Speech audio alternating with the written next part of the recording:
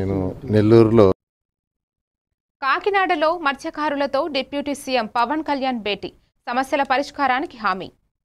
కాకినాడ కలెక్టరేట్లో డిప్యూటీ ముఖ్యమంత్రి పవన్ కళ్యాణ్ మత్స్యకార ప్రతినిధులతో సమావేశమయ్యారు. ఈ సందర్భంగా మత్స్యకారుల సమస్యలను సమగ్రంగా విన్న పవన్ కళ్యాణ్ ప్రభుత్వ స్థాయిలో త్వరితగతిన పరిష్కారానికి చర్యలు తీసుకుంటామని హామీ ఇచ్చారు.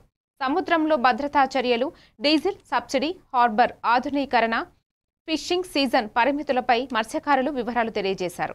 పవన్ కళ్యాణ్ ప్రతి అంశాన్ని నోట్ చేసుకుని సంబంధిత శాఖలతో సమన్వయం చేస్తానని తెలిపారు. మత్స్యకారుల జీవనోపాధి రక్షణ ప్రభుత్వ ప్రాధాన్యమని పేర్కొంటూ తీర ప్రాంత అభివృద్ధి కోసం ప్రత్యేక పథకం రూపొందిస్తామని వెల్లడించారు. ప్రజల సమస్యల పరిష్కారమే తన రాజకీయ ధ్యేయమని, ప్రతి వర్గానికి న్యాయం జరిగేలా కృషి చేస్తానని పవన్ కళ్యాణ్ స్పష్టం చేశారు.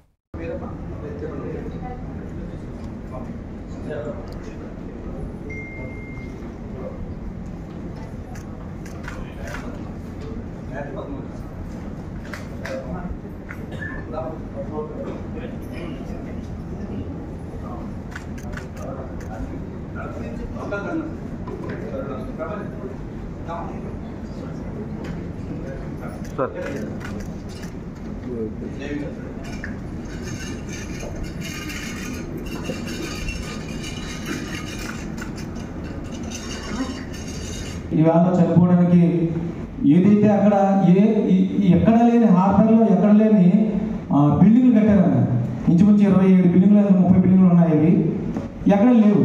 ఆ అమౌంట్ ఫ్రమ్ వాళ్ళకి ఉపయోగించుంటుంటే ఈ ప్రాణాలు పోవు, బోట్లు ఇరిగిపోవు, వల్ల పోవు.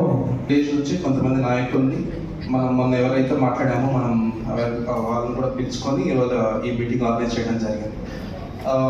నెక్స్ట్ ఒక హాఫ్ అన్ అవర్లో ఒక్కొక్క మైక్ అందిస్తారండి. ఎవరైతే